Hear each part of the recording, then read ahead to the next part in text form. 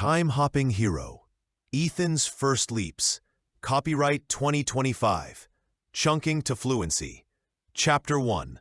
The movie and the pawnshop. The images flickered on the screen. Swirling vortexes, ancient dinosaurs, and gleaming cities of tomorrow. For 6-year-old Ethan, it was like a switch had been flipped. Before that day, his world was made up of school, his toys, and the park down the street. Now, a whole universe of possibilities had opened up. He peppered his parents with questions. Were time machines real? Could people really travel to the past? What would it be like to see a dinosaur? His parents, though loving, chuckled at his sudden obsession. "It's just a movie, sweetie," his mother would say, while his father would patiently explain the scientific impossibilities as they understood them. But Ethan wasn't convinced. The movie felt too real, too exciting to be just make-believe. One afternoon, while his mother was busy in the kitchen and his father was at work, Ethan decided to do some investigating of his own. He pulled out all the books he could find in the house, mostly picture books and simple encyclopedias. He flipped through the pages, his young eyes scanning for anything that mentioned time, machines, or strange journeys. He even studied the diagrams of clocks and gears, wondering if the secret to time travel lay hidden within their intricate workings. He imagined his own time machine. Would it be a sleek silver pod like in the movie? Or perhaps something more like a giant clock with spinning dials and flashing lights? He spent hours in his room, sketching designs on scrap paper, each more fantastical than the last. He went so far as to build miniature versions out of cardboard boxes and spare parts from old toys, much to his parents' amusement and occasional mild concern. Days turned into weeks, and Ethan's fascination didn't wane. While other children his age were playing tag or watching cartoons, Ethan was lost in thought, pondering the mysteries of the space-time continuum, a phrase he'd overheard in another science program and loved the sound of, even if he didn't fully understand it yet. He started paying extra attention in school, especially during science class. While his classmates might have been bored by lessons on gravity or the solar system, Ethan saw potential clues everywhere. Could gravity be manipulated to bend time? Were the movements of the planets somehow connected to temporal currents? His teacher, Mrs. Davis, noticed his unusual focus and encouraged his questions, though she gently steered him back to the curriculum when his theories became too imaginative. One day, while browsing the dusty shelves of the local library, a new habit he'd picked up, a book with a faded cover caught his eye. Great Inventions Through the Ages. He carefully pulled it from a shelf and sat down at a quiet table. As he flipped through the pages, filled with illustrations of steam engines and light bulbs, something else sparked his interest. Diagrams of early theoretical time travel devices, dismissed by the book as mere fantasy. But to Ethan, they were blueprints of possibility. He traced the lines with his finger, his mind racing. These weren't sleek movie props. They were complex arrangements of gears, coils, and strange-looking energy sources. Maybe the key wasn't in something flashy, but in understanding the mechanics. This realization fueled his determination even further. The movie had planted the seed, but now Ethan was starting to cultivate the dream himself. Ethan's newfound passion, however, wasn't always met with understanding by his peers. During recess, while the other boys were kicking a soccer ball around, Ethan would often try to share his latest theories about strange things like temporal displacement. "Imagine," he'd say, his eyes wide with excitement, "if we could go back and see the dinosaurs, or maybe even visit the future." Their reactions were usually less than enthusiastic. "Dinosaurs are boring," one boy, a freckled redhead named Billy, would scoff. "And the future? That's just robots and stuff. Let's play soccer." Others would giggle and nudge each other. "Ethan thinks he's a time traveler," another would jeer. Sometimes they would even mimic him, making whooshing sounds and pretending to disappear and reappear clumsily. These reactions stung. Ethan couldn't understand why they didn't see the wonder in it all. It made him feel different, a bit isolated. He started keeping his thoughts about time travel more to himself, retreating into his own world of books and sketches.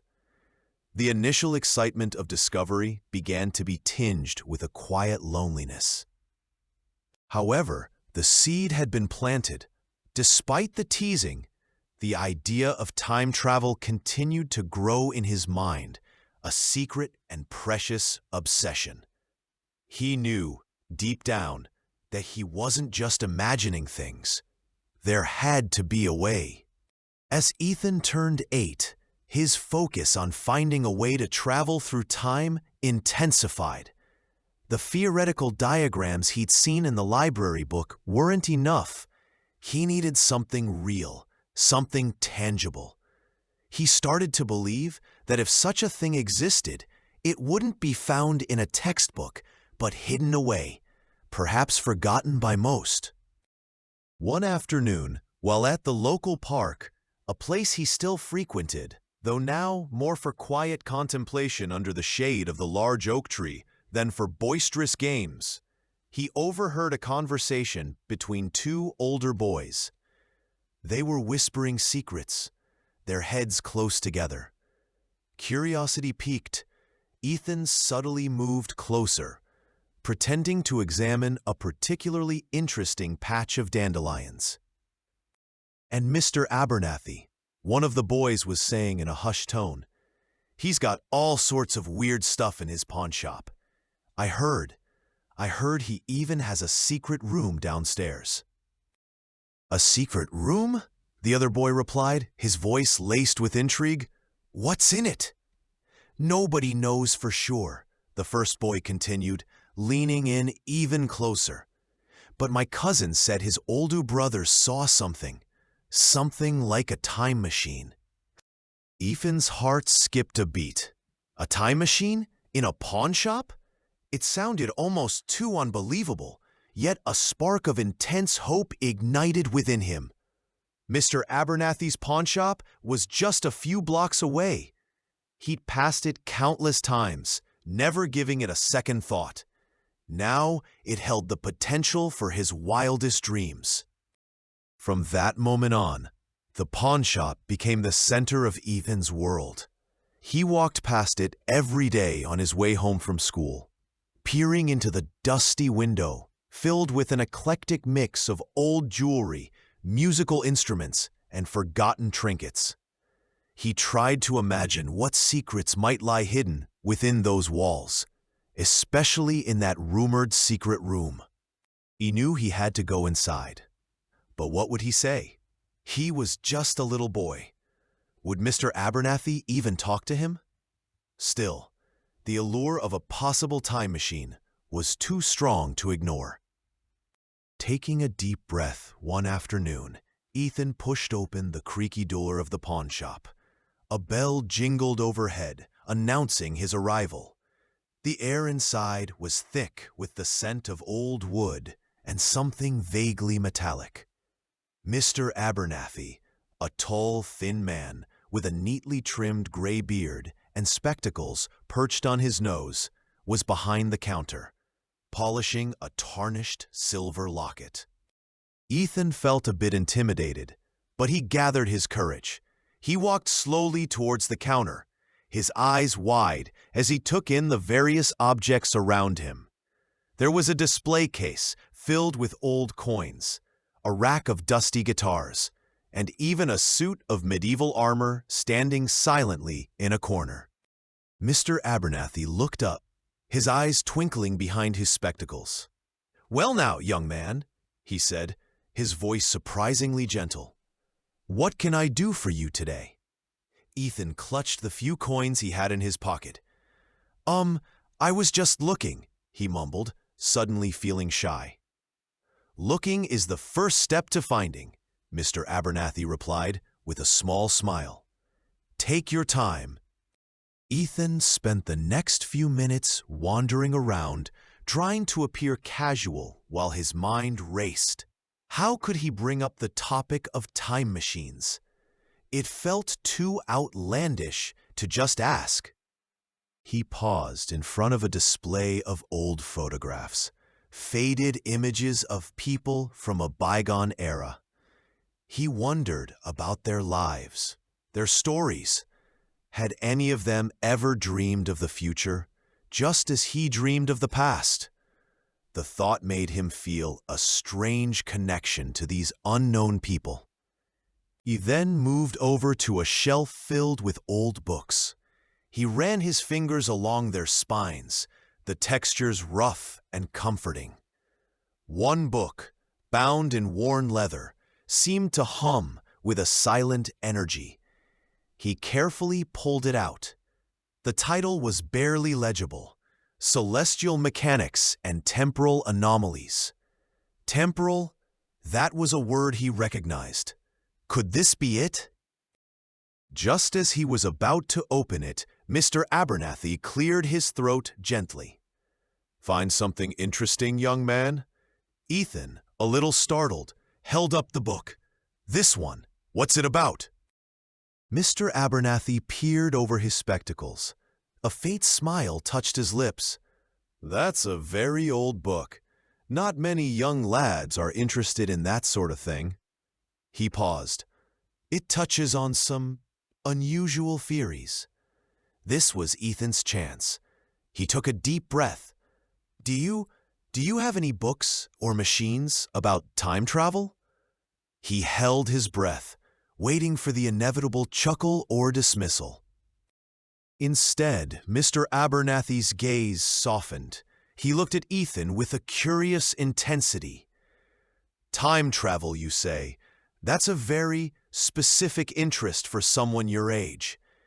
He leaned slightly over the counter, his voice dropping a little. "Tell me, son, what makes you so interested in time travel?" Ethan hesitated for a moment, surprised by the lack of mockery in Mr. Abernathy's voice. He clutched the old book a little tighter. "I saw a movie," he began, his voice a little shaky, "about going to the past and the future. It looked amazing, and I just started wondering if it could really happen." Mr. Abernathy nodded slowly, his gaze thoughtful. "Movies can spark the imagination, that's for sure. But sometimes, the most fascinating things aren't just in stories." He paused, looking around the quiet shop. "Sometimes, they're hidden in plain sight." He then did something unexpected. He leaned down slightly and looked directly at Ethan. "You know, young man, this old shop has seen a lot of things come and go. Things that people have forgotten, things they no longer understand the value of." A hint of a knowing smile played on his lips. "Sometimes, those forgotten things hold the greatest secrets." He straightened up and gestured vaguely towards the back of the shop. "Now, was there anything else you were looking for today, Ethan?" He seemed to know his name, even though Ethan hadn't told him. Ethan was taken aback. How did he know his name? And what did he mean by forgotten things and greatest secrets? His curiosity was now more intense than ever. No, sir, just looking," Ethan managed to say, his mind racing. He knew he had to come back. "All right then, Mr. Abernathy said, his eyes still holding a hint of that knowing look. "You know where to find me if you find something you need." Ethan nodded, a sense of excitement bubbling inside him. He carefully placed the book back on the shelf. "Thank you, sir." He turned and walked out of the pawn shop, the bell jingling again as he left. The ordinary street outside seemed different now, charged with a sense of possibility.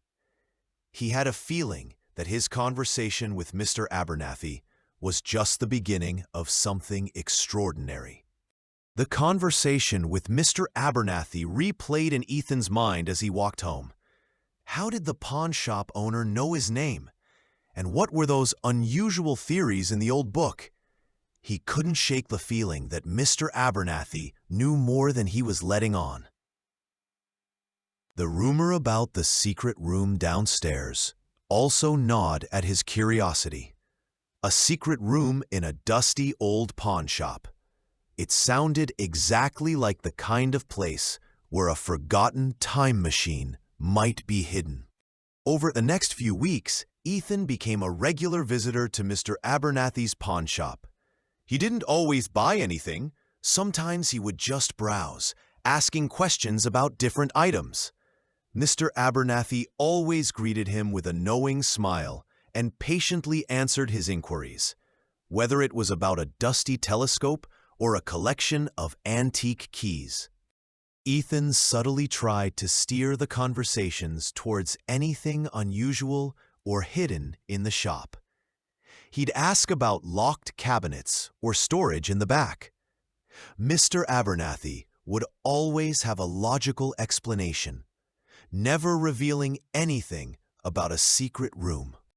One afternoon, Ethan noticed Mr. Abernathy heading towards a door at the back of the main room, a door he hadn't paid much attention to before. It looked like it just led to a storage area, but as Mr. Abernathy opened it, Ethan caught a fleeting glimpse of a staircase descending into darkness. His heart pounded. Could this be it? The entrance to the secret room? He knew he had to find a way to learn more. He needed to gain Mr. Abernathy's trust. Ethan decided that the best way to learn more was to become a helpful presence in the pawn shop. He started offering to do small tasks, like dusting shelves or organizing some of the smaller items on display. "Mr. Abernathy," he'd say, "can I help you with anything?" At first, Mr. Abernathy seemed a little surprised by the offers, but he soon accepted. "Well, Ethan," he might say, "that shelf of old records could use a bit of tidying up, if you don't mind." As Ethan worked, he would subtly try to gather clues. He paid attention to where Mr. Abernathy went, what he did, and any unusual sounds or sights. He noticed that Mr. Abernathy went to the back room at least once a day, usually carrying a box or some tools. He also noticed that the floorboards near that back door creaked in a particular way. One afternoon, while dusting a display case filled with old scientific instruments, Ethan asked, "Mr. Abernathy, what's in the back room?" He tried to sound casual, as if it were just a passing question. Mr. Abernathy chuckled. "Oh, that's just storage, Ethan. Old bits and bobs that haven't found their way out here yet." He smiled kindly, but his eyes didn't quite meet Ethan's. Ethan sensed he wasn't getting the full truth, but he didn't press. He knew he had to be patient. Gaining Mr. Abernathy's trust would take time. Ethan paused, then cautiously gathered his courage. "Mr. Abernathy," he began, looking towards the back door, "that project you're working on, the unique one, is there anything I could maybe help with?" Mr. Abernathy looked surprised, pausing his work on an old telescope. He studied Ethan for a moment, his gaze thoughtful. "Help? Well now, that's a kind offer, Ethan, but it's rather complicated work. Lots of intricate pieces and, well, it requires a certain understanding." Ethan felt a slight pang of disappointment, but didn't give up. "I'm a quick learner," he said earnestly. I like figuring things out, and I'm careful." Mr. Abernathy considered this, stroking his gray beard. A small smile returned to his lips. "That you are, Ethan. That you are." He sighed softly. "The truth is, this old project, well, it's been going on for a long time. Longer than you've been alive, that's for sure. And sometimes," he trailed off, a hint of weariness in his voice. Ethan sensed an opening. Is it hard to do by yourself?" he asked gently. Mr. Abernathy nodded slowly. "It is, Ethan. It is. These old bones aren't as spry as they used to be. And sometimes I wonder what will become of it all when I'm no longer around to tinker with it." He looked towards the back room with a wistful expression. Ethan felt a surge of sympathy for the old man. He also felt a renewed sense of curiosity about the mysterious project. Maybe I could help," he offered again, his voice a little more confident this time. "Even with the small things, I'm willing to learn." Mr. Abernathy looked at Ethan, a genuine warmth entering his eyes. "You know, Ethan," he said softly, "that's a very kind offer. Let me think about it. There are some things that need discretion. But perhaps there are ways you could lend a hand." He smiled a little. "Tell you what, tomorrow when you come by, maybe I'll have a small task for you in the back. How does that sound?" Ethan's heart leaped with excitement. "That sounds great, Mr. Abernathy. Thank you." The next day, Ethan arrived at the pawn shop with a sense of eager anticipation. Mr. Abernathy greeted him with a tired but kind smile. "Good to see you, Ethan," he said, his voice a little rougher than usual. "Ready for that small task in the back?" Ethan's heart quickened. "Yes, sir." Mr. Abernathy led the way to the back door and opened it, revealing the dimly lit staircase leading down. "Come on, then, but mind your step. It's a bit cluttered down there." As they descended, Ethan could make out the shapes of various tools, wires, and strange-looking metallic components scattered around a workbench. In the center of the room, partially obscured by a tarp, was something large and intricate. Suddenly, Mr. Abernathy stumbled slightly, catching himself on the railing. He let out a small gasp and pressed a hand to his chest. "You all right, Mr. Abernathy?" Ethan asked, his concern evident. Mr. Abernathy took a deep breath, his face a little pale. "Just a bit winded, Ethan. These old stairs aren't as forgiving as they used to be." He paused, then looked at Ethan, his eyes holding a new seriousness. "Truth be told, Ethan, I haven't been feeling quite myself lately." He gestured towards the covered object. This is my life's work, Ethan. Something I've poured my heart and soul into. But I'm getting on in years, and, well, I worry about it." He looked directly at Ethan, his gaze earnest. "You're a bright and trustworthy young man, Ethan. I've seen that, and I realize I might need some help. Someone I can trust to understand and to keep this secret safe." He paused, considering. "Ethan, would you be willing to help me with this project? It's a time machine." Ethan's eyes widened, his jaw slightly dropping. A time machine? The very thing that had sparked his imagination after watching that movie. Here, hidden beneath a dusty pawn shop, was the real thing. A time machine?" Ethan stammered, hardly believing his ears. Mr. Abernathy nodded, a faint smile gracing his lips. "That's right, Ethan. Been working on it for years. And now," he gestured weakly, "now I could use a capable pair of hands." Ethan didn't hesitate. "I'll help, Mr. Abernathy. I'll do whatever you need." The excitement was palpable in his voice. And so began Ethan's apprenticeship in the secret world of temporal mechanics. Mr. Abernathy, with surprising energy despite his earlier moment of weakness, began to explain the intricate workings of the machine. He showed Ethan diagrams, explained the function of various components, glowing crystals, spinning gyroscopes, and conduits humming with a strange energy. Ethan was a quick study. His initial fascination with time travel now had a practical outlet. He eagerly absorbed Mr. Abernathy's explanations, his young mind surprisingly adept at grasping the complex concepts. He helped organize tools, clean delicate parts, and even began to assist with the assembly of smaller components under Mr. Abernathy's watchful eye. As they worked side by side, a strong bond grew between the old inventor and the curious young boy.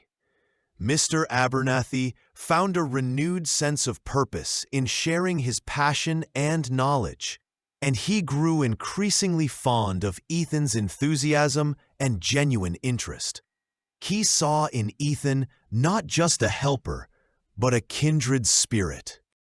Unbeknownst to Ethan, with the passing of time, Mr. Abernathy often found himself watching the boy as he meticulously worked on a delicate circuit or carefully polished a crucial component. A quiet thought would often cross his mind. Perhaps this is where it belongs someday. The idea of entrusting his life's work to this earnest and capable young man began to take root in his heart. He kept this thought private, knowing the time wasn't right to share such a profound consideration. As time passed, Ethan became an indispensable part of Mr. Abernathy's work in the hidden workshop.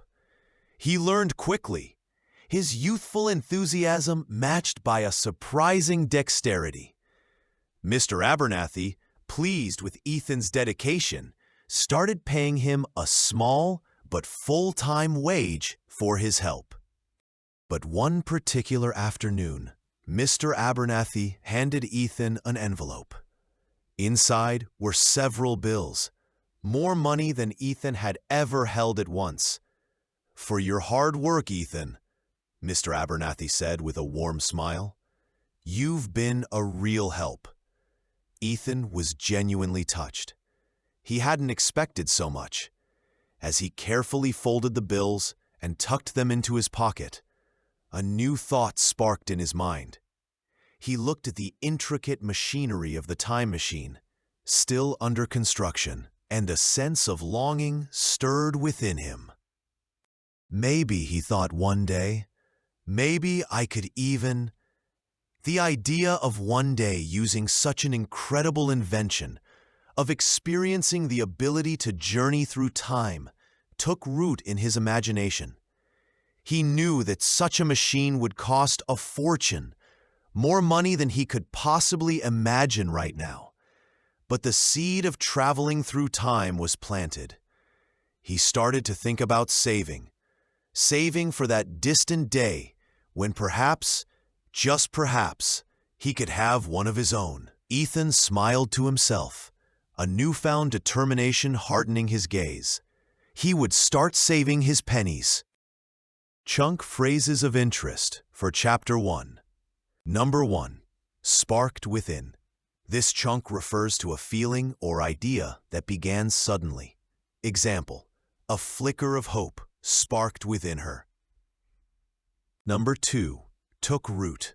This chunk refers to an idea or feeling that began to develop or become established. Example, the idea of traveling the world took root in his mind. Number 3. Buzzed in his head. This chunk refers to a lot of thoughts or feelings going through one's mind. Example, questions about the test buzzed in his head all night. Number 4. A creaking door. This chunk refers to an old or unoiled door that makes a loud, squeaking sound when opened or closed. Example, he pushed open a creaking door and peered into the darkness. Number 5. In my wildest dreams. This chunk refers to something that is extremely unlikely to happen, something beyond imagination. Example, I never thought I'd travel through time in my wildest dreams. Number 6. Without thinking twice. This chunk refers to an action taken immediately, spontaneously, or without hesitation or reconsideration. Example, he accepted the job offer without thinking twice. Number 7. My heart skipped a beat. This chunk refers to a sudden strong emotional reaction, such as fear, excitement, or surprise. Example, when I saw the machine, my heart skipped a beat. Number 8. The pawn shop. This chunk refers to a shop where a pawnbroker lends money in exchange for items of value. Example, he decided to sell his old watch at the pawn shop. Number 9. To gently bring him back to.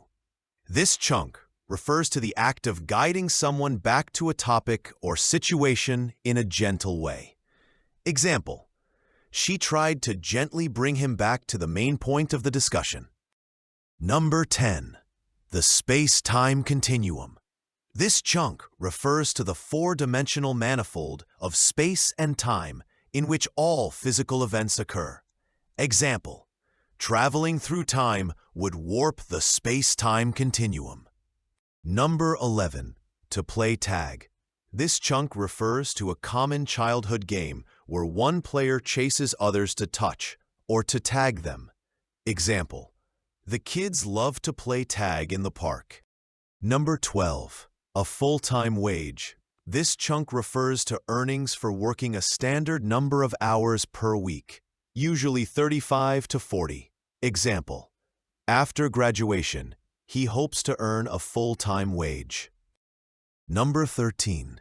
A hint of tiredness. This chunk refers to a slight or subtle indication of being tired. Example, there was a hint of tiredness in her voice after the long journey. Number 14. That knowing look. This chunk refers to an expression that conveys a shared, unspoken understanding. Example, they exchanged that knowing look across the room. Number 15. That's for sure. This chunk is used to emphasize confirmation of certainty or agreement. Example, it's going to be a long day. That's for sure. Number 16. A little startled. This chunk refers to a mild reaction of surprise or shock. Example, she was a little startled by the sudden noise. Number 17. Bound in worn leather. This chunk refers to a book or object covered in old, used leather. Example, he picked up an old book bound in worn leather. Number 18. Too outlandish. This chunk refers to something too unusual, bizarre, or unconventional to be believable. Example, his idea was too outlandish to be taken seriously. Number 19. To bring up the subject. This chunk refers to the act of introducing a topic into a conversation. Example, I decided to bring up the subject of his new project. Number 20. The dusty shop window. This chunk refers to a dusty, neglected shop window.